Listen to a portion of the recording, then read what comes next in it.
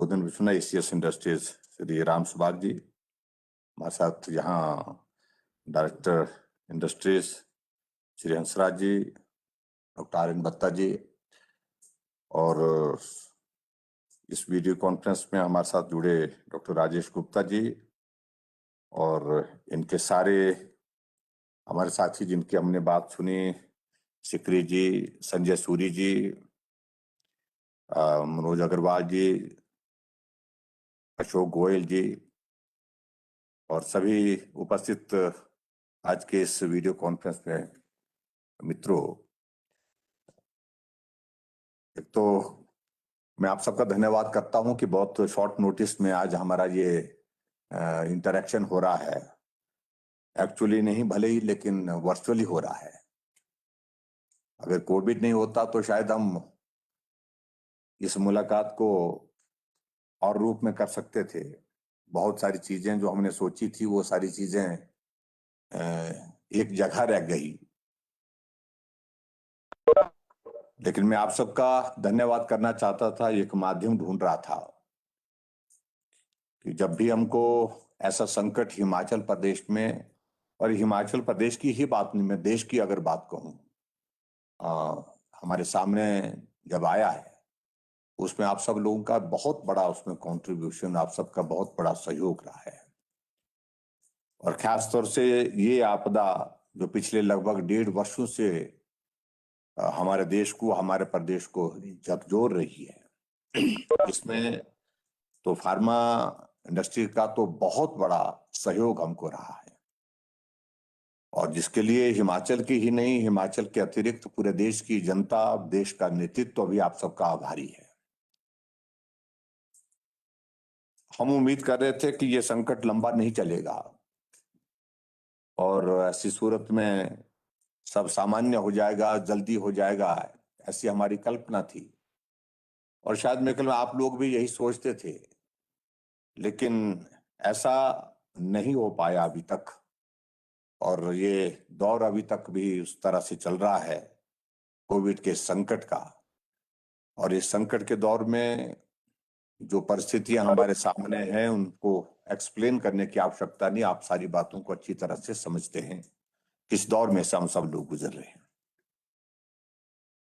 लेकिन फिर भी मुझे इस बात की प्रसन्नता कि आप सब लोग मजबूती के साथ खड़े हैं और पूरा देश मजबूत नेतृत्व नरेंद्र भाई मोदी जी के नेतृत्व में खड़ा है, इस आपदा का भी सामना कर रहा है।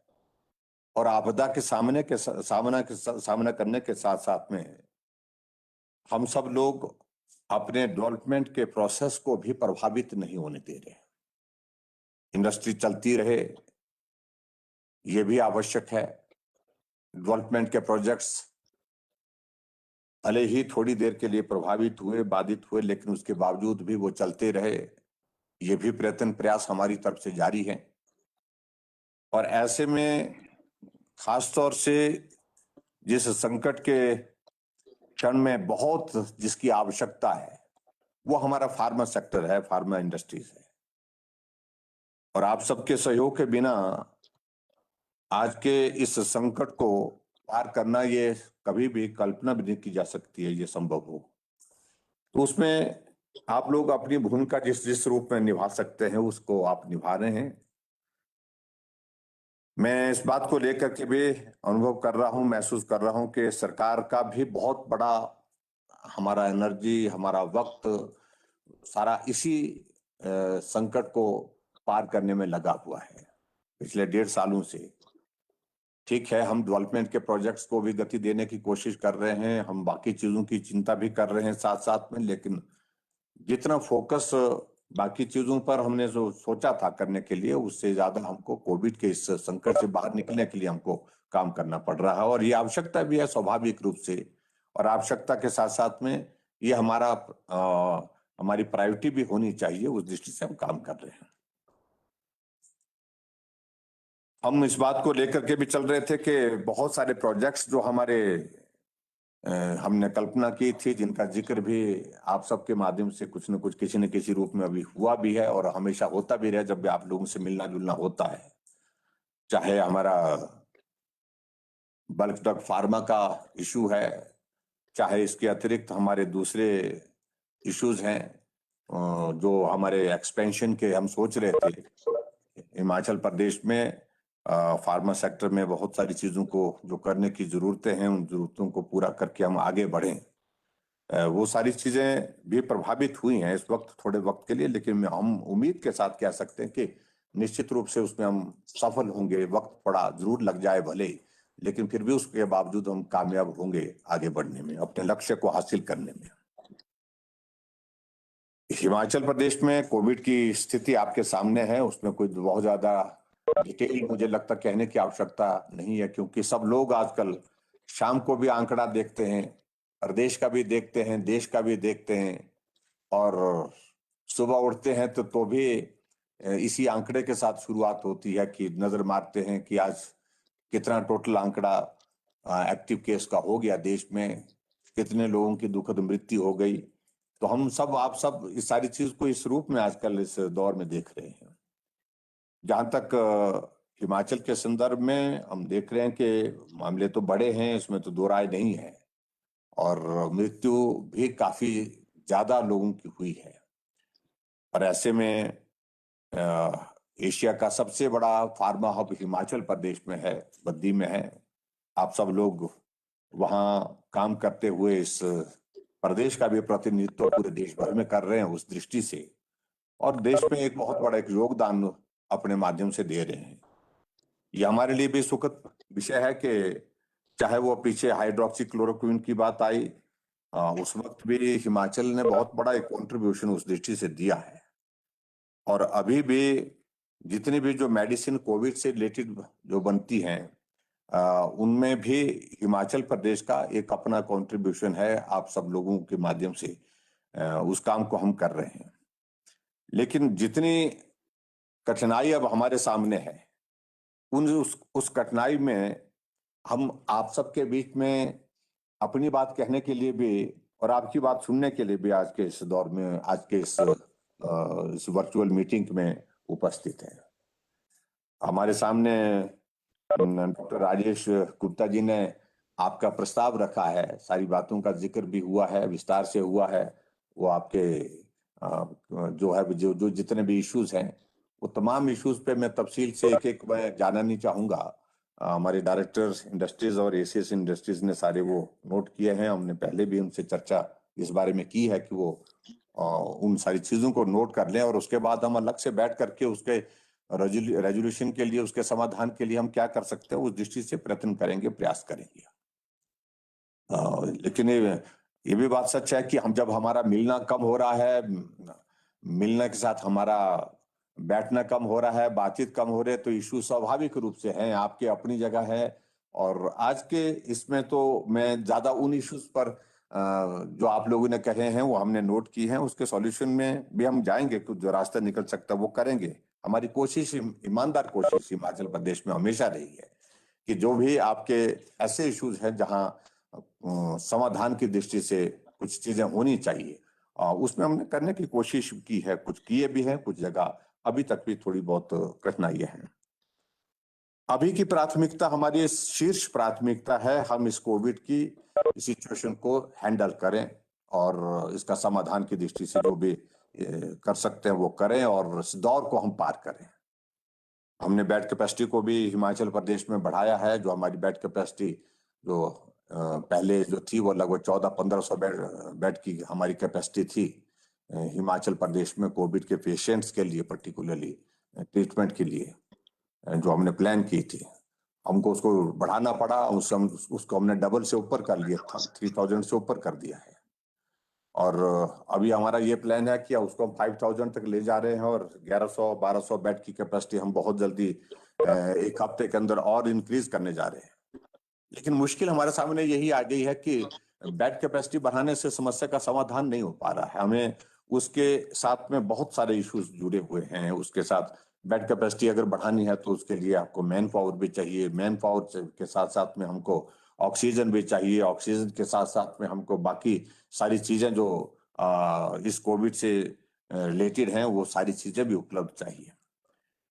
हमने आप सबके बीच में वो जिस दिन मेरा बद्दी कुछ दिन पहले आना हुआ था, उस वक्त हालांकि हम उम्मीद कर रहे थे कि दौर इतना लंबा नहीं होगा, इतना बड़ा नहीं होगा, इतना गंभीर नहीं होगा, लेकिन दौर ऐसा आ गया।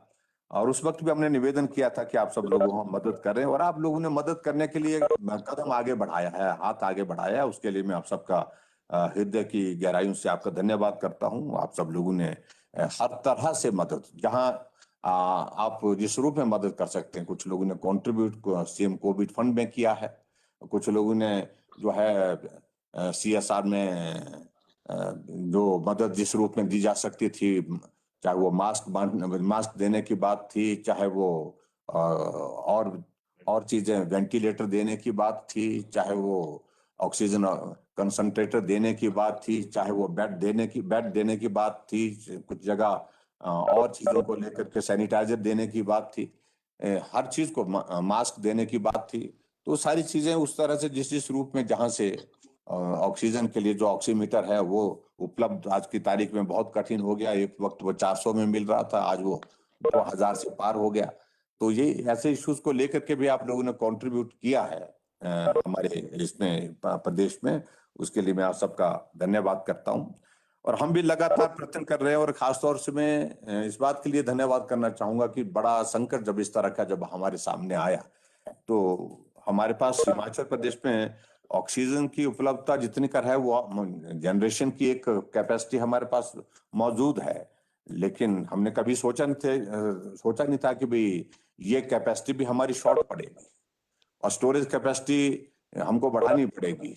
और स्टोरेज कैपेसिटी के लिए भी मैं आप सबका धन्यवाद करना चाहूंगा। हमने निवेदन किया सारे इंडस्ट्रियल सेक्टर से, जिसमें आप लोगों ने जो हमको खाली सिलेंडर देने में जो मदद की है पूरे प्रदेश भर में, चाहे वो कहीं से भी उपलब्ध हुए, लेकिन हमने उस मदद के माध्यम से हिमाचल प्रदेश में लगभग 25 मीट्रिक टन ऑक्सीजन की स्टोरेज कैपेसिटी इन कुछ ही दिनों में जो है अपनी बढ़ाई है। और उसके बिना संभव नहीं था ये, क्योंकि पेशेंट जो भी एडमिट हो रहा है उसमें हाई फ्लो ऑक्सीजन की आवश्यकता महसूस हो रही है। और अब की बार इस वायरस ने जिस तरह का स्वरूप लिया है, उसमें सबसे बड़ी मुश्किल हमारे हमारे लिए यही है, स्प्रेड बहुत फास्ट है। स्प्रेड फास्ट होने के साथ साथ में दूसरा पार्ट ये है कि इसमें जो फैटलिटी रेट जो है बहुत ज्यादा है। नए नौजवानों की दुखद मृत्यु उसमें हो रही है। तो उस दृष्टि से ये चिंता का विषय स्वाभाविक रूप से है। लेकिन जो आप लोगों ने जो इश्यूज हमारे सामने रखे हैं, हम उन बातों को निश्चित रूप से एक एक चीज को लेकर के ये करेंगे। जो आप लोगों ने एक बात कही कि जो हमारे जितने भी काम करने वाले जो आपके एम्प्लॉयज हैं, लेबर है, सब लोगों को जो है वो वैक्सीन प्रायोरिटी के साथ वो जो उसमें लगाई जाए, और इसको हम प्लान करेंगे। इसको हम निश्चित रूप से सोचेंगे किस प्रकार से किया जा सकता है। लेकिन ये भी बात हमको मान करके चलना पड़ेगा कि भी वैक्सीन की सप्लाई भी बहुत उस तरह की स्थिति में नहीं है हम कि भी जिसको हम बड़े स्केल पर कर सकते हैं। हम जो रिदम अभी तक हमने 45 से ऊपर के लोगों के लिए जो बनाया है, जो प्लान बनाया है, उसको तो हम इफेक्टिवली हम एग्जीक्यूट करने की स्थिति में हो पा रहे, वो चल रहा है। हम लगभग 21 लाख का आंकड़ा हिमाचल प्रदेश में टच कर चुके हैं वैक्सीन के इसमें फर्स्ट डोज में। लेकिन फिर भी उसके बावजूद जितनी इसकी उपलब्धता हमको और ज्यादा बढ़ेगी, तो ये इस बात को हम बैठ करके हम चर्चा कर लेंगे। उस उपलब्धता में हमारा इंडस्ट्रियल सेक्टर में खास तौर जो फार्मा सेक्टर में जो जितने भी हमारे एम्प्लॉयज हैं, और उनको कैसे कवर किया जा सकता है, प्रायोरिटी में उनको प्रायोरिटाइज कैसे किया जा सकता है, ताकि उनको ये वैक्सीन उपलब्ध हो सके, इस बात को निश्चित रूप से देखेंगे। दूसरा जो आप लोगों ने जो बस की जो ऑक्यूपेंसी का इशू खड़ा किया कि भी बस में वो हमारा सोशल डिस्टेंसिंग और एक रिक्वायरमेंट है हमारी आज के इस प्रोटोकॉल को, जो कोविड प्रोटोकॉल है उसके मुताबिक। उसमें कठिनाई तो है, लेकिन फिर भी उसके बावजूद हम देखते हैं उसमें क्या किया जा सकता है। उन सारी चीजों को लेकर के भी थोड़ा कठिन लगता है ये, क्योंकि उसमें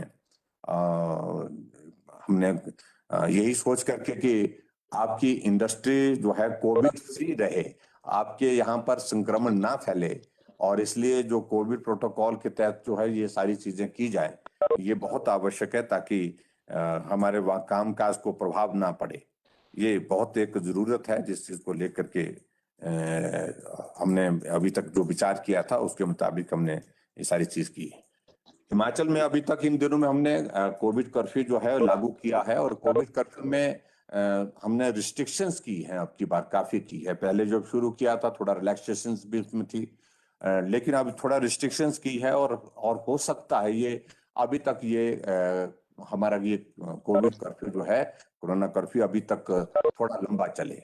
एटलीस्ट मुझे लगता है कि इस महीने तक ये चलने की संभावना दिखती है, क्योंकि अगर हमको कंट्रोल करना है, एक तरफ से दो चीजें हमारे सामने जो है, एक तो जो संक्रमण को रोकना इस वायरस के, ये एक प्रायोरिटी वो है, और उसके लिए ये कोविड कर्फ्यू हुई एक बहुत बड़ा हथियार है जो कंट्रीब्यूट कर सकता है, जिसका निश्चित रूप से हमें उम्मीद है कि इसका लाभ होगा। और दूसरा तरफ से है, हमको ये है कि जो हमारे पास जो लोग जो है जो संक्रमित हो गए हैं, जो होम आइसोलेशन में हैं, चाहे वो हॉस्पिटल में हैं, अपना ट्रीटमेंट ले रहे हैं, ट्रीटमेंट कर रहे हैं, उनकी जान की रक्षा करना, उनको बेटर हेल्थ सर्विसेज देना, वहां पर स्वास्थ्य की सुविधाएं उपलब्ध कराना, ये हमारी प्रायोरिटीज है। तो इन दो प्रायोरिटीज के बीच में हम काम कर रहे हैं, दोनों फ्रंट पर हम काम कर रहे हैं। उस दृष्टि से मैं पूरा आश्वस्त हूं कि निश्चित रूप से हम कामयाब होंगे इस दौर से भी। जब पिछले दौर में भी हम कामयाब हो गए थे, इस दौर में भी हम निश्चित रूप से उसमें कामयाब होंगे। और जो इश्यूज आप लोगों ने जितने भी बताए हैं, जो ये काला आम का जो सब स्टेशन का जो एक इश्यू बताया है, उसका कुछ एक फॉर्मेलिटीज के बारे में, जहां पर हमारे एसीएस इंडस्ट्रीज ने आपके बारे में जानकारी दे दी, कुछ आगे बढ़ी हैं चीजें, लेकिन उसमें डिले हुआ है, उसमें दो राय नहीं, लेकिन जल्दी कोशिश करेंगे इसका भी समाधान हो सके। और जो कॉस्ट में जो इंक्रीज का विषय आ रहा है, पर्टिकुलरली जो इन दिनों में जो जिन चीजों की आवश्यकता है, जिन मेडिसिन की आवश्यकता है, और वो सारी चीजों में कठिनाई तो आई है, लेकिन फिर भी उसके बावजूद हम कोशिश करेंगे कि भी इसका भी जो रास्ता, चाहे वो गवर्नमेंट ऑफ इंडिया के साथ हमारा बीच बीच में जो हमारी चर्चाएं होती हैं, जो बातचीत होती है, मीटिंग्स होती हैं, उन सारी बातों को वहां पर जहां रखने की बात होगी, जो आपने डिटेल में जो सारी बात कही है कि जो, क्योंकि जो हमारा माल है उसकी लागत में बहुत बड़ी इंक्रीज हो गई है, उसके कारण उसका स्वाभाविक रूप से जो आगे फिर उसका हमारा प्रोडक्शन में उसका वो कॉस्ट को बढ़ाएगा। तो उस दृष्टि से वो सारी चीज को लेकर के किस तरह से कर सकते हैं, उसकी अगर डिटेल्स अगर आप लोगों की ओर से हमको उपलब्ध हो सके हमको, ताकि हम केंद्र के साथ जो मामले उठाने के हैं उनको वहां से उठा करके अपनी बात कह करके उसका कोई रास्ता निकलता है, तो उस दृष्टि से करते रहे।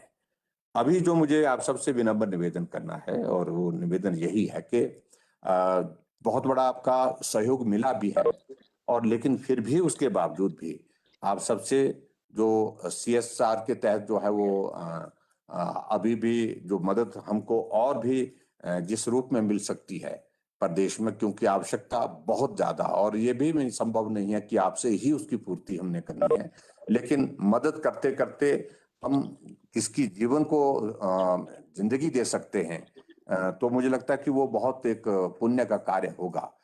उस दृष्टि से जो जो भी जिसके माध्यम से हम जो हमारे अपने अपनी इंडस्ट्री के माध्यम से जो प्रोड्यूस हमारे हैं, जो प्रोडक्ट्स हमारे हैं, जिनका इस दौर में जो आवश्यकता है, उसमें आप कंट्रीब्यूट कर सकते हैं, वो भी एक ये हो सकता है, मदद हो सकती है हमारे लिए।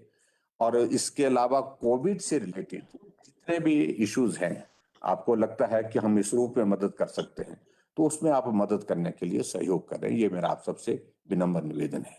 बाकी जहां ये दौर समाप्त होगा उसके बाद हम बैठेंगे, निश्चित रूप से बैठेंगे, जो आपके मसले हैं, हमने तो बहुत चीजों को प्लान किया था, हमने बहुत सारी चीजों को सोचा था। प्राइवेट सेक्टर की इन्वेस्टमेंट हिमाचल प्रदेश में आए, हमारा फार्मा हब जो है वो एशिया में नंबर 1 है, जिसको और ज्यादा स्ट्रेंथन करें, उसको मजबूत करें, आपके जो क्रॉनिक इश्यूज हैं उन इश्यूज का भी हम समाधान करें। उन बहुत सारी चीजें जो सोची थी उनमें कई तरह की बाधाएं इस कोविड के कारण आई हैं, लेकिन फिर भी मैं आपको जरूर कहूंगा कि आने वाले समय में जब ये दौर समाप्त होगा तो हम बैठेंगे, चर्चा करेंगे, और चर्चा ही नहीं करेंगे, समाधान की दृष्टि से भी कुछ निर्णय करके आगे बढ़ेंगे, ये भी मैं आपके बीच में कहना चाहता हूँ। और आज की इस वर्चुअल मीटिंग में आप सब लोग जुड़े, उसके लिए मैं आप सबका धन्यवाद करना चाहता हूँ। आपका बहुमूल्य सहयोग हिमाचल प्रदेश के लोगों को मिला है, हिमाचल प्रदेश की जनता को मिला है, और मैं कह सकता हूँ कि हिमाचल की डेवलपमेंट में भी मिला है। उसके लिए हम आभारी हैं, और इस रिश्ते को, इसको हम कायम रखें, मजबूती के साथ कायम रखें। आने वाले समय में भी जो सहयोग की दृष्टि से हम जो जिस रूप में मदद कर सकते हैं, वो मदद का दौर जारी रहे, ऐसा मेरा आप सबसे विनम्र निवेदन है।